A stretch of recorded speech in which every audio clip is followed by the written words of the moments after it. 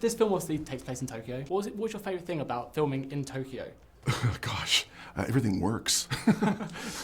Public works, the sidewalks are marked for people who are vision impaired so they can kind of walk by braille. The forethought, the convenience, which is a product of the cultural tenet that we do our best to never burden others. We do something for them with forethought. That's permeated all through the society. That I absolutely adored. That and the egg salad sandwich at 7-Eleven. I'm really curious, when you found out about rental families, which is a very strange industry, Right. what was your process of like researching such a strange and unique industry? Okay. For me, the research was when, first of all, we looked online, like how many businesses exist, right? And then also reached out to because I find that the business itself hires a lot of actors, working actors or non-working actor who like to perform. And I reached out to a bunch of my actor friends in Japan. And I went from there, like, do you know anybody who works in the rental family business? And they're like, oh yeah, I know somebody, like I heard somebody, blah, blah, blah. Let me reach out to them.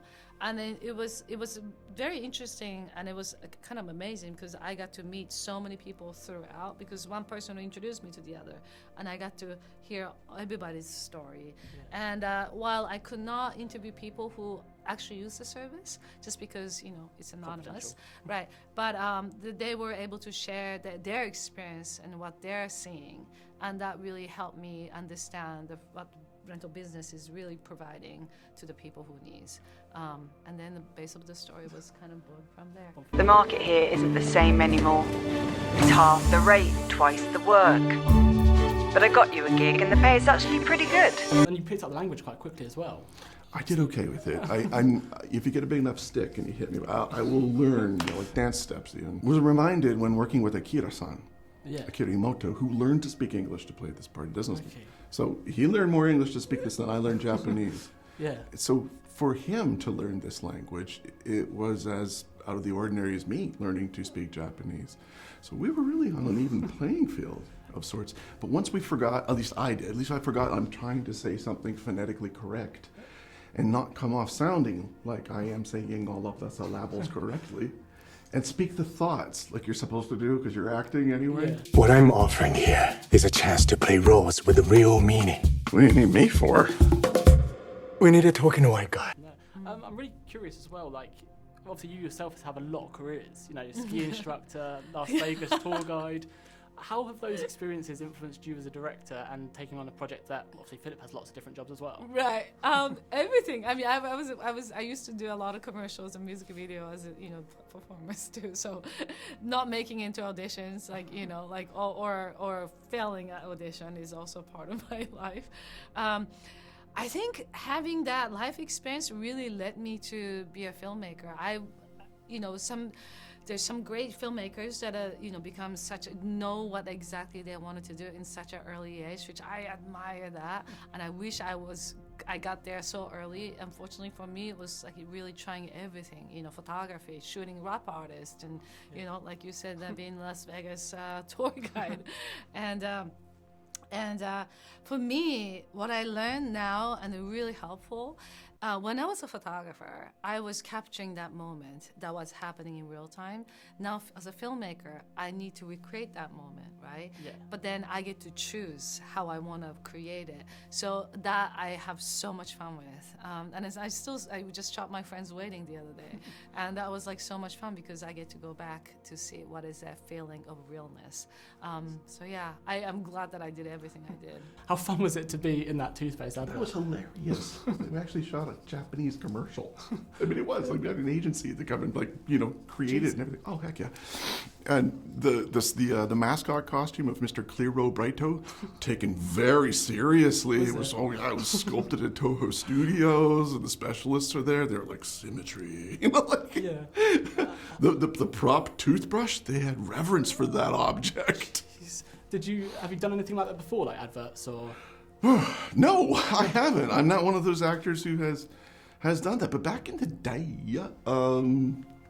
it's funny because actors, at least in the 90s, used to sneak off to Tokyo to go earn a little cheddar Yeah. by appearing in, I don't know, a coffee commercial or whatever it is. And the thinking, the conceit is no one will ever see it because you'll be big in Japan, not Exactly. here. So you didn't have that stigma attached to your acting or precious career back where people would see you and you wouldn't be thought poorly of. Now people can't not line up quick enough to do that kind of work. Exactly, yeah. Hello, Mia. I'm your father. I hate you. She hates me. It's what being a parent is. Yeah. Exactly. And obviously, not only did you direct the film, you produced it, as well as you Right. wrote the film.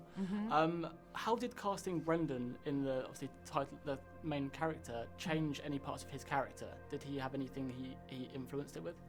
Well, the Brendan's character, I mean, Brendan Fraser, I already knew who he was. Obviously, he's an incredible actor, and I love Bedazzled. It was so funny. And he played multiple characters in there, too. When we were writing a script, I didn't have anybody in mind. We were just kind of went in just what the story's about. Let's go from there. And then we'll find a actor to play the role.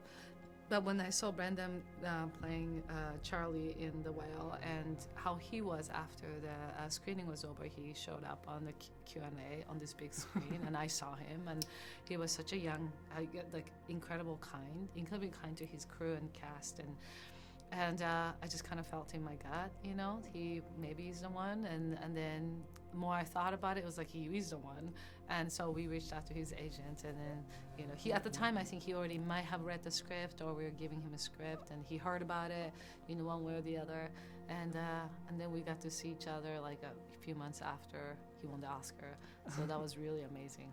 These people look at you like they've been waiting for you their whole lives. What was it that drew you to this film, being your first major film since winning the Oscar? How remarkable and out of the ordinary it seemed just by the title. What is a rental family? I did not know. So I met Hikari, she explained, as a business model that's been in practice since the 80s. There's over 300 of them today. She's still making money. And the questions that arise about, well, why? Well, it turns out the answer is it's possible to be very lonesome even in a populous environment like Tokyo or any big city in the world. And culturally, there's stigma attached to mental health issues in Japan. I hear that's changing, but until it does fully, the workaround is, in one instance, to hire family members to stand in for those that you are missing in your own life, even if it's for a short while, if you know it's for pretend. Yeah. It does have value to it. And the movie is made to answer the questions, well, what is that value? When you put artifice and make-believe up alongside the reality of where we live, and all those moral and ethical questions arise is where this movie lives. You're obviously a director and you're a filmmaker. What is your number one recommendation of a film that you think everybody should be watching? Oh my God, that is such a hard question. I love anime. Animation is one of my favorite escape. Hayao Miyazaki is somebody I love. I watched his movie religiously as a kid, and his animation, television animation too. Beautiful projects he's done.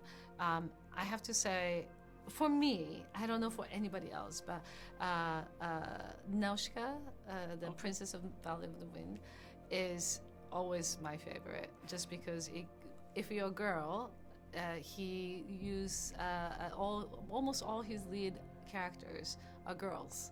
And with all this power, except for the one pig character who flies, the airplane. That movie, all the movie that he creates, always gave me such an inspiration on who I want to become, even as a young kid. And then the music is great. Saishijo-san, he does such incredible composing. And I would suggest watch any of his movies. Okay, I have to say. Great recommendation.